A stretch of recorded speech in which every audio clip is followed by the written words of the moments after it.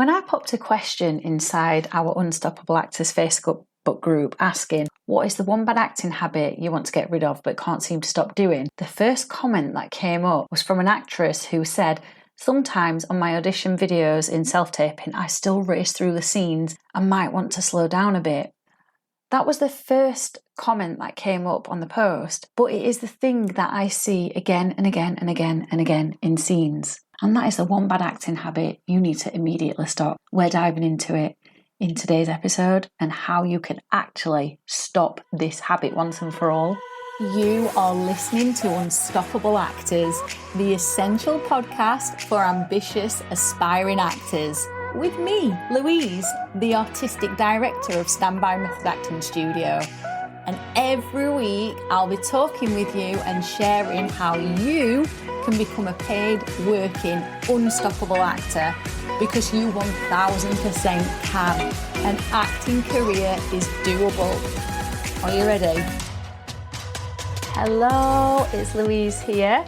I am your host for today's episode of Unstoppable Actors. Obviously, we're diving into all things rushing through scenes and why you need to immediately why you need to immediately stop that and how you are going to replace this bad acting habit. But before we get started, welcome. If you are brand new to Unstoppable Actors, it is so good to have you here. I hope you get so much value from this episode. I'm an acting coach who specialises in method acting, and I've been taking actors of all levels, from unknowns to complete newbies, all the way into TV soaps like Coronation Street, Emmerdale, Doctors, Amazon Prime Films, Netflix dramas, helping them get signed by some of the most reputable agents in the business, and I can definitely help you. And I've been doing that for 12 years. So got a lot of experience under my belt. If you are returning to the Unstoppable Actors podcast, hello. As always, it is so good to have you here. And I'm going to ask you to do what I always ask you to do every week. Please take a selfie. Let me know where you are where you are listening to the Unstoppable Actors podcast. Take a selfie and tag us on Instagram at Standby Method Acting Studio, and we will share the best to our stories. Why would you want to do that? Because it helps you raise your profile. Anyway, let's get straight into this episode. So rushing through scenes is the bad acting habit you need to immediately stop. And the reason you do is because you know you are not connecting to the character. You know you are not making an emotional connection to the character, the scene, the circumstances, your scene partner. So what does rushing through scenes look like or feel like? It feels like not hearing what your scene partner is saying, just listening out for cues. It feels like saying your lines, really quickly. It's been super focused on yourself. It's feeling like everything is blurry and chaotic and just a whirlwind. These are not good signs. So if you spot any of these signs the next time you're in a scene, that is your cue to say, hey, stop, you're rushing through the scene, slow it down.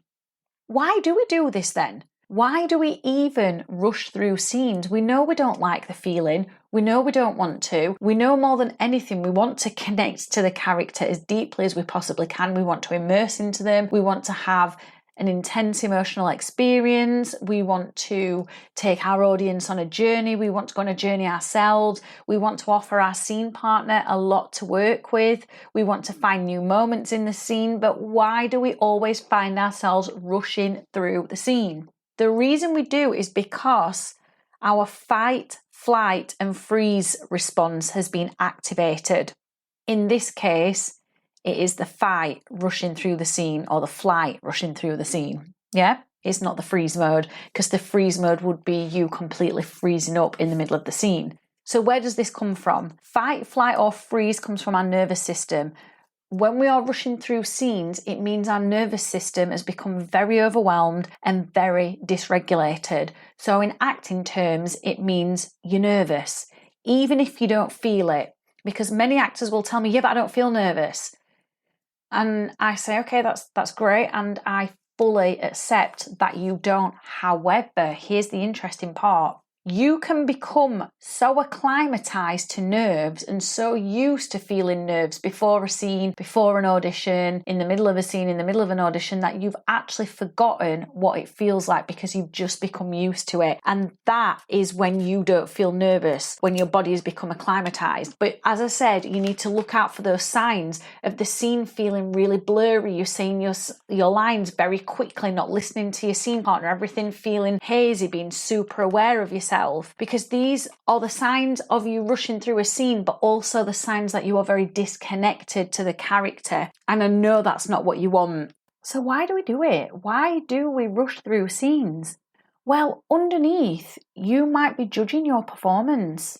On an unconscious or maybe even a conscious level, you might be judging your performance. If it's unconscious, it means you're not aware that you're doing it. Again, it's one of those little habits that have become second nature that we're just acclimatized to. You could also be telling yourself that you're not good enough. You could be telling yourself that you're not good enough to play this character, or you're not going to do a good enough job with this character. Sometimes it's coming from a place of us not liking something about ourselves, maybe our appearance, maybe our voice, maybe a particular part of our body. There's many different reasons why we do this, but underneath it's because we are attacking ourselves in some way. We are criticizing ourselves, and that has to stop. Because when you're doing that, you're disconnecting from your imagination. You're disconnecting from the present moment. You're actually disconnecting from the script.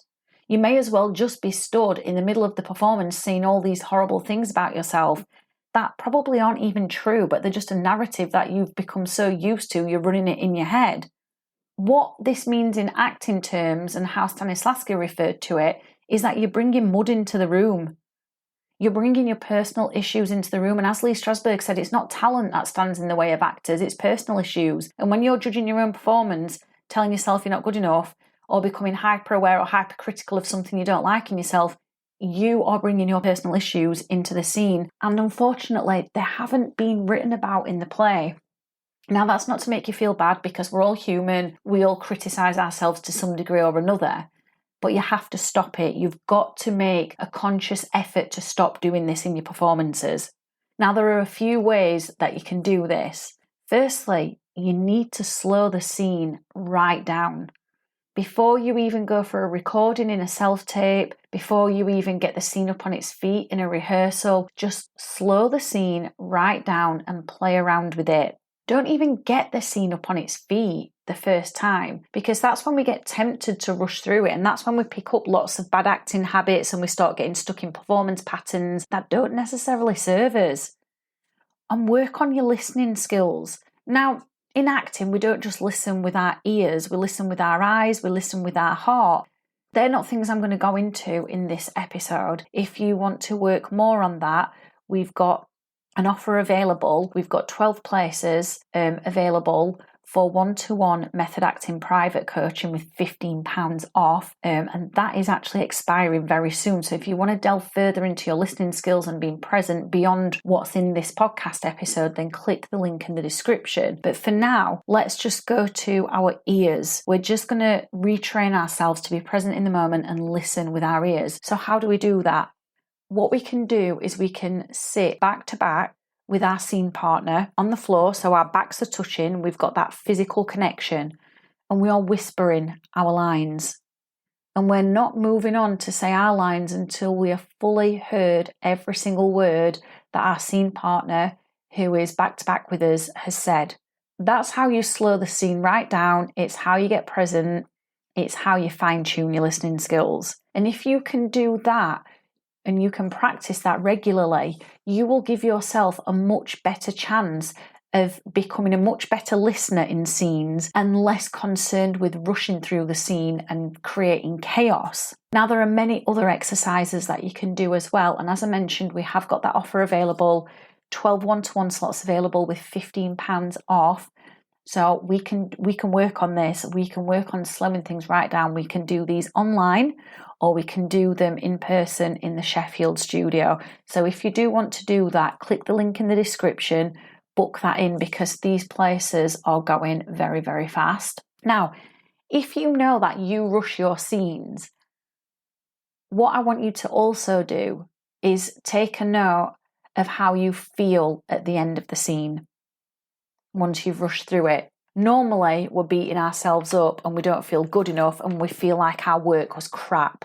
And I want you to ask yourself, is that really how you want to come out of every scene feeling?